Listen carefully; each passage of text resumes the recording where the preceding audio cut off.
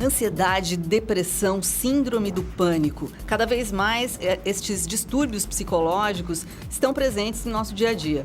Segundo dados da Organização Mundial da Saúde, 33% da população mundial sofre de ansiedade. A ansiedade já é a terceira razão de afastamentos de trabalho aqui no Brasil, segundo dados da Previdência Social. A pressão de sempre querer dar o melhor de si e a privação social são alguns dos fatores apontados para desencadear os chamados distúrbios psicossomáticos. E é sobre isso que nós vamos conversar no Viva Voz de hoje, que está no ar pela rádio e também pela TV Univale. Hoje quem me acompanha é a acadêmica de jornalismo Isabela Corrêa. Isabela. Boa tarde, professora, e lembrando, boa tarde para você também que nos acompanha pela rádio e também pela TV Univale. Lembrando que você pode participar também do nosso Twitter e do nosso Instagram, que é o @VivaVozUnivale, e também curtir a nossa página no Facebook, facebook.com/VivaVozUnivale. Isso mesmo. Hoje o nosso convidado é o professor doutor em psicologia, Eduardo José Legal. Obrigada pela participação mais uma vez aqui com a gente, professor. Eu que agradeço. E boa tarde a todos. Bom, essas síndromes que, infelizmente, estão cada vez mais popularizadas, as pessoas cada vez mais ouvem falar, essas que eu acabei de mencionar, ansiedade, depressão, síndrome do pânico, às vezes estão tão presentes muito entre o nosso círculo de familiares, amigos e tudo mais. Você podia explicar um pouco melhor o que a gente poderia chamar de distúrbio psicossomático, de que maneira esses distúrbios se instalam e por que eles estão cada vez mais presentes nessa nossa sociedade, né, professor? Bem, Lisa, distúrbio psicossomático seria, por definição,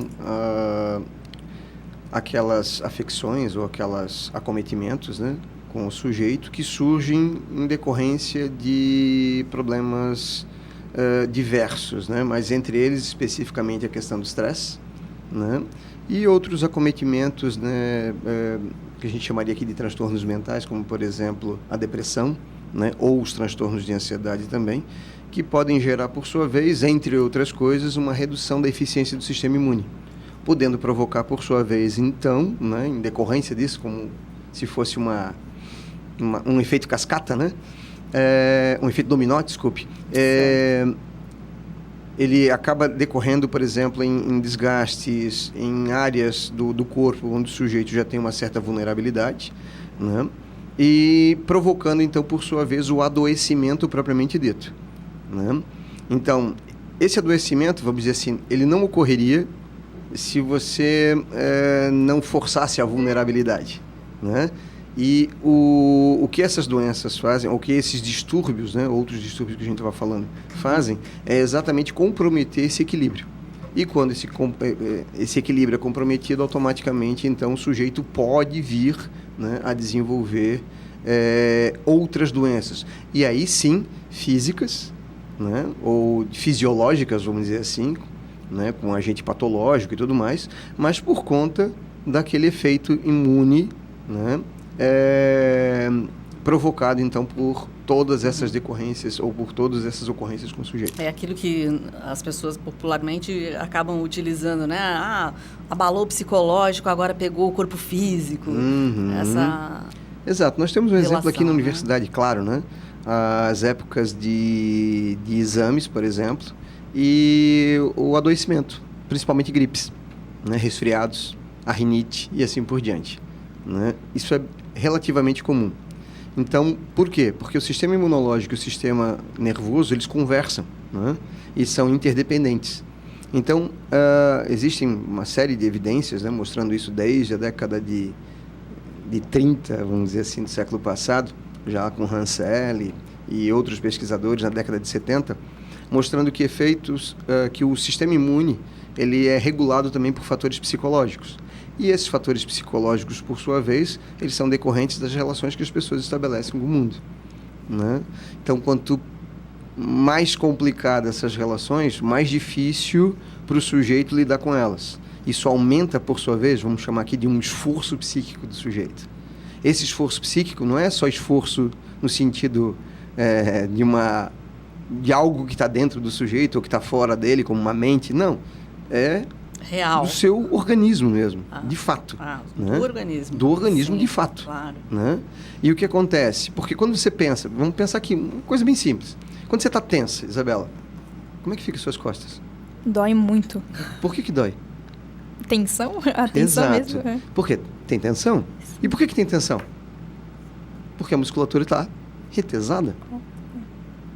Como é que a musculatura fica retesada sem energia? Não fica? Senão ela ficaria relaxada. Que interessante. Então é porque você está, de fato, tensionando. Ou seja, de fato, você está jogando energia ali, Gastou uma energia. Está gastando energia. Tá ali. As fibras musculares, elas estão em ação. E por quê? Porque a resposta típica do estresse é fugir. Né? É lutar ou é fugir. Ou seja, é se livrar daquela situação o mais rápido possível. Então, é muito bom, né? E é muito interessante para os nossos ancestrais, né? Que fugiam, por exemplo, de lobos, de ursos ou de coisa do gênero. Mas, infelizmente, os problemas que a gente enfrenta hoje, a gente não pode fugir, né? Por exemplo, como é que a gente foge da situação econômica do país? Como é que a gente foge, por exemplo, das nossas contas a pagar e tudo mais? Como é que a gente foge dos compromissos que a gente tem em família e tudo mais? Ou seja, está tudo lá. Então, não posso fugir. Né? Então, não tem mais função ficar com os músculos retesados e tal. Vamos dizer assim, não é funcional para o que está acontecendo aqui, mas é funcional para uma resposta antiga. Né? Então, como uma resposta antiga, ele é plenamente funcional. O que ele está dizendo? Corre. Por outro lado, infelizmente, nós não temos como correr disso. Né? Porque essa ameaça não está lá fora, né? Essa ameaça é privada, eu carrego comigo para tudo quanto é lado. Não é um correr físico. Não, né? exatamente. E aí surge, né, por sua vez, um problema que não foi, vamos dizer assim, não é previsto em termos evolutivos, que é o quê? O acúmulo. Tá? Então, essa resposta ela não evoluiu para ser de longo prazo, ela evoluiu para ser curta, imediata, rápida. Né? Então, esse acúmulo a longo prazo, por sua vez, acaba levando o organismo a um desgaste geral. Esse desgaste geral também não é planejado. Então, ele vai além da conta do que o seu organismo é capaz de dar conta. Tá? E o que acontece, então? Ele começa a entrar em derrocada, né? Ele começa a entrar em pane, se ele se mantém. Normalmente, a gente consegue dar um jeito nisso, né? Que são aquelas estratégias que a gente usa, como, por exemplo, até mesmo fazer piada sobre as coisas. É uma forma de aliviar, na realidade, a tensão sobre aquilo. Então, já que eu não posso mudá-la, pelo menos eu vou tentar enxergá-lo de outro modo. Né? Como uma ironia. E a depressão, por exemplo, muita gente trata ela como fosse uma frescura e julga outro dizendo que a pessoa que tem essa depressão é coisa da cabeça. De que forma quem olha de fora deve agir quando encontrar uma pessoa que tem a depressão? A primeira coisa é importante a gente definir e diferenciar tristeza, né, de depressão. Tristeza, ela é normal, ela é comum. E ela é necessária, ainda que não necessariamente muito interessante quando a gente tem. Né? Mas ela é necessária. E por quê? Quando você está triste, normalmente você não sai que nem um louco, né? Por aí fazendo um monte de coisa. Não, pelo contrário. Você fica devagar, fica lento. E essa lentidão, ela te ajuda também a pensar sobre as possibilidades que você tem. Né? Sem que você necessariamente haja. Então, por isso que normalmente a tristeza ela vem acompanhada também de uma lentificação psicomotora. O pensamento é mais lento, as atividades motoras são mais lentas, as coisas que você faz parece que estão tudo assim em marcha lenta, né? Estão tudo mais devagar. Né? Tudo slow motion. Isso, exatamente. Mas por quê? Bem, é porque você foi forçado, você foi colocado sob frustração. Então tá na hora de você repensar então a resposta que você tem que dar. Só que para repensar a resposta que eu tenho que dar, eu tenho que pensar também para que caminhos eu quero ir. Então, a tristeza, nesse caso, é um estado imediato que me permite, então, pelo menos, pensar um pouco no que eu poderia fazer a partir daqui. E para isso você tem que estar pensando sobre e não agindo imediatamente. Diferente da resposta de medo, né? Que o medo está aqui, é imediato, e eu tenho que fazer alguma coisa com ele. Porque senão pode acontecer alguma coisa comigo. A tristeza geralmente ocorre porque você se frustrou, ou seja, não aconteceu o resultado que você esperava. Então eu tenho tempo para pensar então no outro resultado, ou o que eu quero fazer com isso. No medo não tenho tempo. Eu tenho que fazer imediatamente. Então, a tristeza por um tempo é normal. Qual é a diferença da tristeza, então, por exemplo, para uma melancolia, né, que é o estado que a gente espera, que a gente observa na depressão?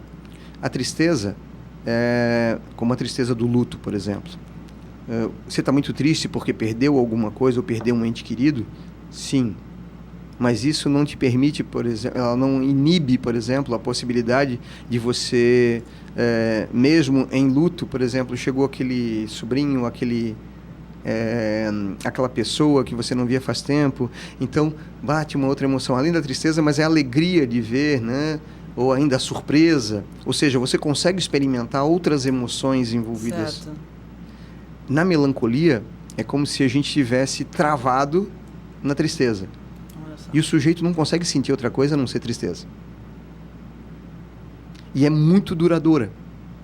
Não há variações. O sujeito está o tempo todo assim. Então, e não está porque quer. Ele está porque ele não consegue modular isso. Ele simplesmente não consegue sair disso. Normalmente as pessoas conseguem sair. Por isso que, estou tão deprê hoje. Não, então você não está deprê, na realidade você está triste, é diferente. Ok. Né? Tá, e aí essa continuidade na melancolia é que leva a essa depressão? É que é um dos marcadores da depressão. Okay. Mas ela não vem acompanhada apenas de melancolia, que é essa tristeza profunda, que dura muito tempo e não tem alterações. Ela também vem acompanhada de apatia. Ou seja, parece que as outras emoções ou qualquer outra emoção, ela não tem força. Eu não consigo exprimi-la. Né? É a reclamação das pessoas é a queixa das pessoas com depressão, né? Parece que eu não consigo sentir nada, né? Parece que eu não consigo sentir outra coisa. Sem interesse. E aí vem a falta de interesse também, né? Que é a anedonia, ou seja, a incapacidade de sentir prazer nas coisas. Mesmo naquilo que te dava muito prazer antes. Ou seja, é como se o sujeito estivesse fechado dentro de um pacote. E ele não consegue sair, porque na realidade ele não sabe como é que ele entrou lá. Foi pego por tudo isso. Foi pego por tudo isso. Qual o problema disso? Ele tem uma duração muito longa. Então, há mais de 2 semanas. É diferente de você reagir emocionalmente a alguma situação. Né? Não, ele dura muito tempo sem alterações. Então, isso é o que marca a depressão. Então, o que as pessoas devem fazer, né, para lidar com isso, com outra pessoa? Primeiro, não julgue. Não bata nas costas e diz isso vai passar. Porque para a pessoa não vai passar. Chega a ser ridículo, né? Exato. O conselho. Exato. Para a pessoa, não dá. É como você pedir para uma pessoa em pânico, fica calma. Se ela pudesse, ela ficava. Parece que fica mais nervosa ainda. Exatamente, né? Então, ele sabe, e não adianta também, não ajuda nada. Mas, Lisa, né, você é uma profissional, competente, tá aí, uma mulher de sucesso, eu sei disso tudo. Isso só piora a minha condição. Não adianta nada. Isso só piora a minha condição, porque eu sei que eu tenho tudo para não ter ou não estar assim. Mas eu não consigo não estar assim. Então, um amigo psiquiatra, ele costumava dizer o seguinte, olha, a depressão, quando ela se acerca da pessoa, é mais ou menos como uma condição com a paraplegia. Então, assim como não adianta para uma pessoa paraplégica você dizer para ela, cara, levanta dessa cadeira aí, vamos jogar futebol. Ele não faz porque não quer. Ele não faz porque não pode. Claro. A mesma coisa a depressão. Ele não faz porque não quer. Ele não faz porque não pode. Então, o primeiro fato é, escute. Tá? Bacana. A gente tem que fazer um intervalinho agora, mas já vou deixar aqui no ar para a gente conversar logo no retorno. Você falou de crise, esse ambiente que, de uma certa maneira, está sendo explorado muito pela mídia, né? A mídia nos faz acreditar nessa crise que paira sobre nós, né? Isso, de alguma maneira, afeta o comportamento social? É possível a gente adquirir uma espécie de depressão por conta desse ambiente? Papo para a gente conversar depois do intervalo. A gente volta a falar com o professor Eduardo Legal.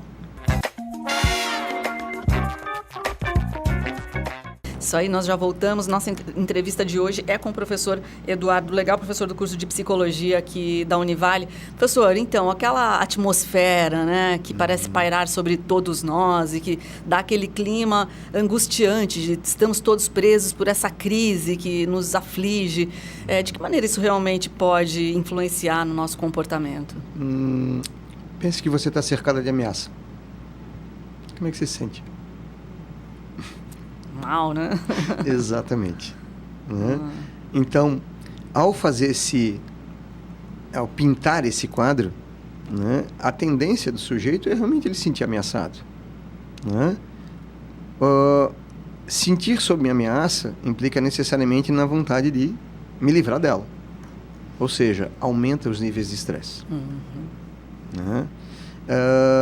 Mesmo que necessariamente ele não esteja aqui imediatamente. Eu estava fazendo uma conversa outro dia com alguns conhecidos, né? Tanto dentro quanto fora da universidade. E perguntando, como é que está a tua vida hoje? Tá boa? Quase 100% das pessoas respondem, não, tá boa. Ok, se está tão boa, cadê a crise? Não que não exista uma crise, não, ninguém está negando a crise, certo? Mas talvez a gente esteja sofrendo por antecipação. Perfeito. Né? E sofrer por antecipação nada mais é do que ansiedade, né? Porque a ansiedade é exatamente isso, quer dizer exatamente isso, é medo do que ainda vai acontecer. E por que eu tenho medo? Porque eu não acredito que o que vai acontecer seja bom. Ele é ameaçador. Então, você começa a ouvir isso cada vez mais, de que há ameaça por perto, o que você começa a fazer? Começa a se resguardar. Né?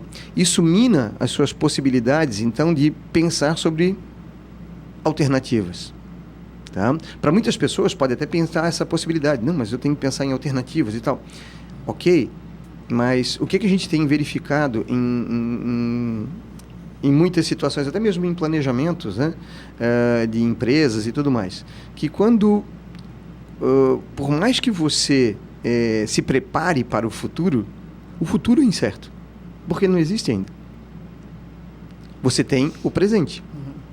Então, se você se concentrar no presente, há mais chances de você conseguir resolver os problemas daqui. E não tentar resolver coisas que ainda não aconteceram. Porque essas coisas que ainda não aconteceram, você não tem necessariamente uma bola de cristal para saber se elas vão acontecer mesmo e é do jeito que você está pensando. Ainda é isso. Exato. Então, por um lado, isso vamos dizer assim, é uma faca de dois gumes, né? A ansiedade, ela só surge por conta da nossa capacidade de pensar o futuro e de planejar. Por outro lado, né, se você vê um futuro que não é muito bom, esse planejamento passa a ser um planejamento de guerra, né? Eu estou tentando me defender de alguma coisa que eu acho que vai acontecer. Né? Mas não é certo que vai... Não é certo que vai acontecer, mas é possível. Então, é o grande problema, né, da gente receber uma notícia do campo da economia, da administração, que falam em campos de probabilidade e não de certeza. Como é que as pessoas entendem isso? Certeza e não probabilidade. Então, há probabilidade de chover. Quanto? 60%. Bom, mas não choveu. Isso quer dizer o quê? Que eles erraram? Não. É que a previsão era de 60%. E havia 40% de chance de não chover. Deu os 40%. O outro cenário. Mas você sabia disso antes de acontecer? Não. A gente só tinha uma probabilidade. Então, o que acontece isso? As pessoas não entendem, sofrem por antecedência. Isso gera estresse. Esse estresse, por sua vez, acaba minando as nossas possibilidades de pensar adequadamente. Existem várias pesquisas que mostram que quando você está sob estresse, há uma diminuição daquilo que a gente chama de reserva cognitiva. Em outras palavras, você não consegue pensar de forma adequada, né? Porque você não consegue antever ou ainda, por exemplo, se colocar ou ver situações ou possibilidades de resposta que você já aprendeu. Ela limita demais. Então a gente costuma dizer como se você botasse aquela viseira de cavalo, o cabresto ali. Então ele não permite que você enxergue dos lados. E por quê? Porque quando eu estou em perigo iminente, eu tenho que me livrar da coisa que está ali. Focar na saída, na fuga, como você já tinha dito antes. A história do medo de barata, né? Se eu tenho medo de barata, o que eu estou focando? A barata, não o resto. Por isso que eu posso correr para cima do carro. Porque eu não estava focando no carro, eu estava focando na barata. Em outras palavras, eu estava focando em fugir dela. E não necessariamente em me aproximar dela. E não necessariamente explorar o local, o ambiente, para saber para onde eu posso fugir que não tem baratas. Não, eu só quero me afastar. E isso mina a minha possibilidade de pensar em alternativas. Interessante. E, professora, a ansiedade ela pode se manifestar de diferentes formas em cada pessoa. Existem pelo menos 3 tipos de ansiedade diferentes, que são eles o TOC, o transtorno obsessivo compulsivo, a síndrome do pânico e o transtorno de ansiedade generalizada. Quais são as diferenças entre esses 3 tipos? Bem, até 2013, né, o TOC era classificado como um transtorno de ansiedade. Hoje, não mais. Ele é à parte. Né? Tanto é no DSM-5, que é a nova versão de 2013, da American Psychiatric Association, né? Nós classificamos ele à parte, como transtornos obsessivos compulsivos e relacionados. Né? E por que isso? O TOC é um pouquinho diferente dos outros transtornos de ansiedade. Ele tem uma base, é o que a gente vê também, hereditária. Nós temos uma base genética forte para ele e tem uma alta correlação de TOC com transtornos neurológicos. Enquanto que os outros transtornos de ansiedade, como por exemplo a ansiedade generalizada, né, ou a ansiedade social ou a fobia, elas não têm necessariamente uma relação com parentesco. Né? Ela tem relação com a vivência específica do sujeito. Tá? Então vamos lá pegar a ansiedade generalizada. Seria o quê? Essa incapacidade do sujeito, por mais de 30 dias, né, do sujeito lidar com situações cotidianas, né, que necessariamente não são grandes estressores, não são grandes eventos na vida do sujeito, são os eventos tradicionais, só que ele não consegue mais lidar. Então tudo parece que simplesmente está em alta excitabilidade. Então o sujeito fica nessa alta excitabilidade durante mais de 30 dias. Então, geralmente sobrevém insônia, né? A incapacidade de relaxamento, tá? A preocupação excessiva e com tudo, mas nenhum foco específico, né? Então, se a gente perguntar, por exemplo, uma pessoa que tem ansiedade generalizada, tá, mas qual é a tua preocupação? Tudo me preocupa. Desde o que eu tenho que fazer quando eu vou me acordar, né? Se tem café ou não, se as crianças vão ou não vão para a escola, se vai chover ou não, sabe? São as preocupações cotidianas. Só que elas ganham uma dimensão absurda para o sujeito, de tal modo que é como se ele ficasse hipersensível, né, a essas situações de estresse cotidiano. E por conta disso ele é incapaz de responder de forma adequada. Então, tudo está no nível hard, vamos dizer assim, né? E aí, por isso, essa alta excitabilidade. Essa alta excitabilidade, por sua vez, leva a uma série de outros problemas com o sujeito, inclusive problemas cardíacos, cardiopatias, né? Os problemas relacionados a alergias, problemas relacionados a estresse, gripe, e todas as outras, as inflamações, de modo geral, as ites, né, de modo geral, que podem ser provocadas por conta do rebaixamento da capacidade imunológica e assim por diante. Então, e aí que a gente percebe, né, que, tá vendo, não é ansiedade como a gente está tendo aqui, não, olha, daqui a pouco está no horário, então eu tenho que dar uma olhada, eu tenho que, tá vendo? Isso é ansiedade, mas essa ansiedade é normal. Né? Ela para logo daqui a pouco, né? Quando a gente chamar o intervalo. Resolveu, pronto. Resolveu. Essa não. Essa é contínua. Por isso que é problemática. Perfeito. Professor, a gente está indo quase para o finalzinho já do programa. Lógico que a gente sempre quer conversar muitos aspectos aí relacionados à psicologia. Mas em termos gerais, o que você diria que há de novo na psicologia? Quais são as novas pesquisas? De forma mais ampla, até mesmo dentro aqui do curso de psicologia da universidade, o que tem sido interessante pesquisar, enfim? Olha, de modo geral, as pesquisas clínicas, elas continuam se desenvolvendo, tanto é que enquanto abordagens psicológicas, nós resumiríamos aí talvez a 4 grandes escolas de abordagem psicológica. Em termos de terapia e técnicas terapêuticas, existem mais de 400. Pois é. Né? Ou seja, sempre está se desenvolvendo, na realidade, com base nessas teorias também, ou às vezes com base na experiência clínica, novas abordagens ou novos modos de você lidar com as situações de sofrimento psicológico. E existem também pesquisas em outras áreas que não necessariamente ligam diretamente da psicologia, mas que estão relacionadas a ela, como nas neurociências, né? Que vem trazendo um monte de informações interessantes. Por exemplo, umas 2 semanas atrás eu estava lendo uma revisão de um estudo bem recente que fez uma revisão de outros estudos sobre a questão da flora bacteriana e a relação direta com o desenvolvimento de depressão e transtornos de ansiedade. Olha. Né? E até mesmo transtornos bipolares, né? Que é um outro tipo de transtorno também, que envolve perda da capacidade de controle, de autocontrole, de impulso e tudo mais. E o que a gente vem vendo, né? É que, na realidade, olha só, se a gente for acompanhando aqui os cenários que a gente tem vivido socialmente, as mudanças na dieta, as mudanças na forma como as pessoas lidam com as coisas, a quantidade de estressores que você tem. Um exemplo, smartphones, né? Por um lado, excelente, maravilhoso, porque ele te dá acesso a um monte de coisas. Por outro lado, desgraçadamente, né, ele te enche de coisas. Invasor. É um invasor, né? Que, por exemplo, alguém te manda uma mensagem à meia-noite. Aí, se você não responde, fica com é mais um estressor, né? Não quis me responder. Não, eu estou no meu horário de descansar. Né?